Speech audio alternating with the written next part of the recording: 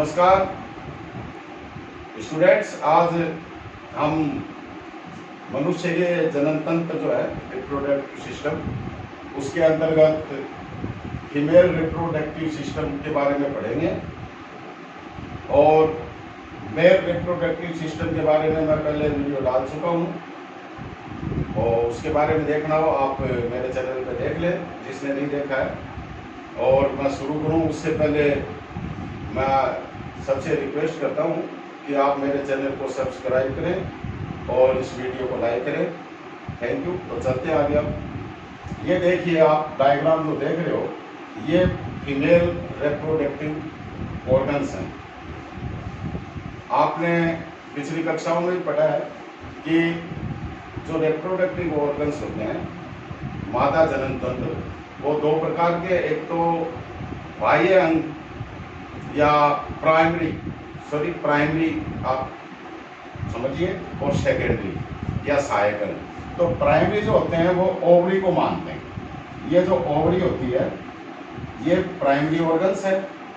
और बाकी जो ये फैलोपियन ट्यूब्स वगैरह हैं, ये यूट्रस है, वेजाइना है, ये सारे पोर्शन सहायक ऑर्गन्स में काउंट होते हैं। तो देखिए, यहाँ से देखिए आप, ये यूट्रस है।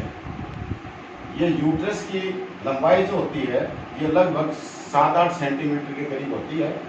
और इसकी ये ऊपर वाला हिस्सा जो होता है छोटा होता है और ये नाशपाती के आकार की होती है और नीचे से संकड़ी होती है। इसकी चौड़ाई जो होती है ये लगभग 5 सेंटीमीटर होती है। इसके साथ ये लिगामेंट्स के द्वारा ये जो अंडाशय होता है वो जुड़ा होता है दोनों ओर, एक यानी कि एक जोड़ी अंडाशय होते हैं। अब ये फैलोपियन ट्यूब है, इसको फैलोपियन ट्यूब बोलते हैं। ये फैलोपियन ट्यूब इस ओवरी के ऊपर आकर ये कीपनुमा अंगुली जैसे प्रवर्ध है, कीपनुमा संरचना बनती है और इसके आगे अंगुली जैसे प्रवर्ध होते हैं। ये इसको ओवरी के ऊपर के भाग को ढके रहती है। अब जब ओव्यूलेशन होता है यानी कि अंडोत्सर्ग, जब अंडा निकलता है तो वो इस कीपनुमा संरचना से होता हुआ, जिसको इनफंडिबुलम बोलते हैं, इससे होता हुआ फैलोपियन ट्यूब में आ जाता है। आपने पढ़ा होगा oogenesis में कि जो सेकेंडरी oocytes होता है उसका डिवाइडेशन यहाँ होता है बाद में फैलोपियन ट्यूब में, फर्टिलाइजेशन के बाद। तो ये यहाँ जाता है, फर्टिलाइजेशन होता है, उसके बाद आगे बढ़ता है और फिर इस यूट्रस में आके इम्प्लांटेशन हो जाता है। इसका यहाँ फिक्स हो जाता है, अटैच हो जाता है। अब ये इसका जो पोर्शन है ओवरी का, यूट्रस का ऊपर का जो भाग है ये फंडस कहलाता है, बीच का भाग है ये बॉडी कहलाता है और नीचे का ये है सर्विक्स। तो इसको 3 भागों में बांटा गया है। नीचे की ओर जो सर्विक्स है ये पोर्शन योनि मार्ग जो है उसको वेजाइना को जोड़ता है। ये नीचे का पोर्शन वेजाइना होता है। तो ये एक प्रारूप संरचना है। अब ये कैसे स्थित होती है बॉडी में, शरीर में कहाँ स्थित होती है? ये श्रोणी भाग जो होता है, ये पोर्शन श्रोणी मेखला जो होती है ये इसके बीच में यहाँ स्थित होता है। मैं आपको आगे दिखाता हूँ। नेक्स्ट देखिए आप,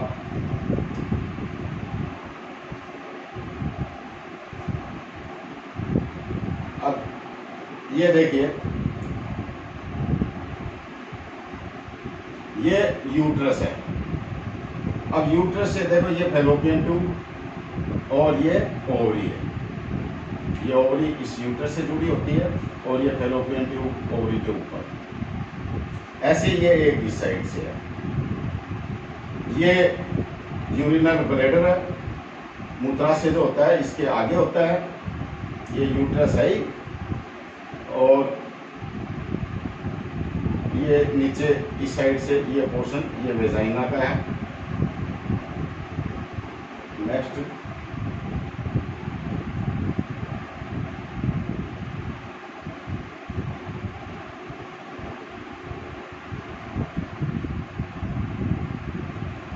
अब अगर साइड से आप देखोगे, हम साइड का पोर्शन देखते हैं।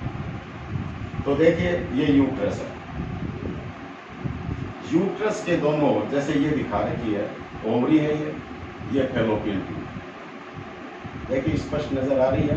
ये पोर्शन आप समझ रहे हो, ये श्रोणि क्षेत्र है जिसमें ये स्थित होते हैं ऑर्गन।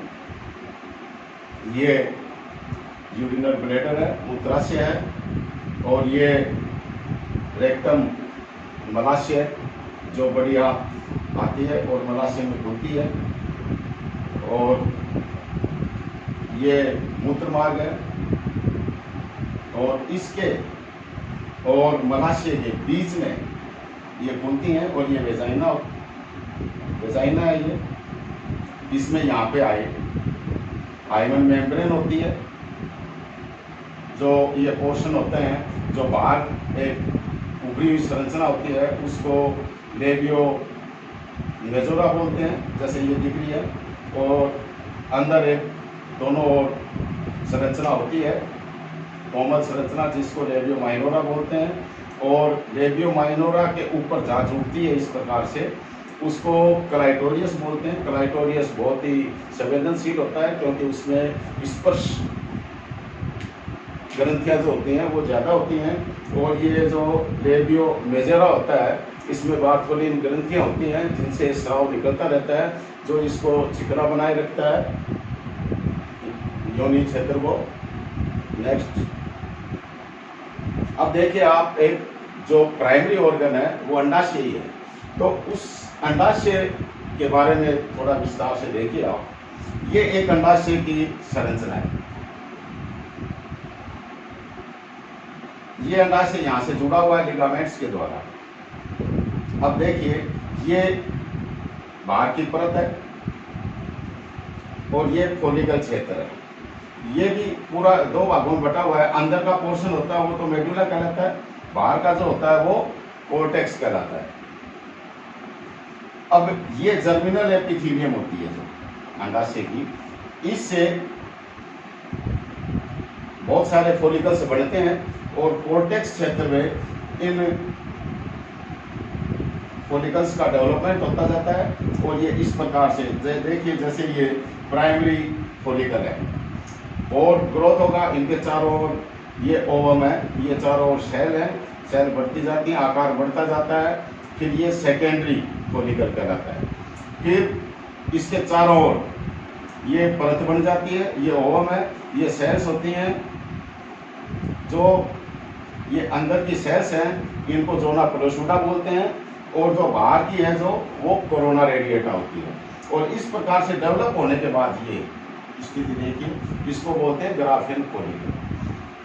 अब ये ग्राफियन फोलिकल फटता है, जब फटता है तो ओव्यूलेशन होता है, ये सेकेंडरी ओसाइट है, ये जो फैलोपियन ट्यूब में चला जाएगा, यहाँ से अब आगे फैलोपियन ट्यूब है उसमें चला जाता है। अब ये ग्राफियन फोलिकल फटने के बाद जो स्ट्रक्चर बचती है इसको बोलते हैं कार्पस ल्यूटियम। ये देखिए यहाँ बड़ा दिख रहा है आपको कार्पस ल्यूटियम।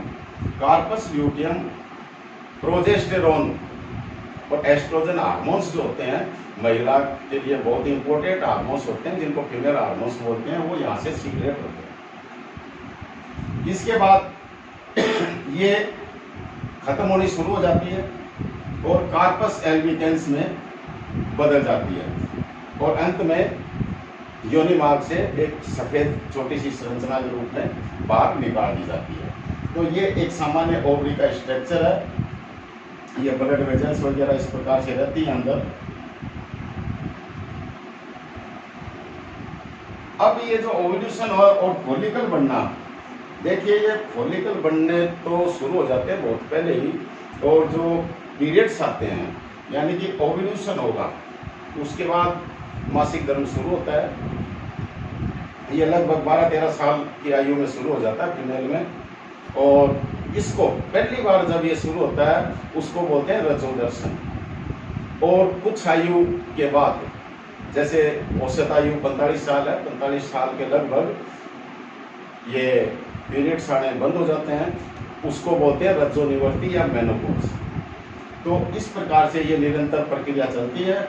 हर 14वें दिन पीरियड्स आने के 14वें दिन ये ओव्यूलेशन होता है और ये पूरी जो पीरियड्स की प्रक्रिया होती है वो 28 दिन की होती है। वो जो इससे जुड़ी हुई है वो एक अलग टॉपिक है, अलग बताइए उसके बारे में। ये सामान्य जो मादा जनन अंग है उनकी संरचना थी, और मेरे ख्याल से आपको बहुत अच्छी तरह से समझ में आ गया होगा। और कोई समस्या हो तो आप मेरे इस चैनल पे क्वेश्चन कर सकते हो, मैं आपको और विस्तार से बता दूंगा, व्यक्तिगत भी। और धन्यवाद, आज के लिए इतना काफ़ी है। Thank you.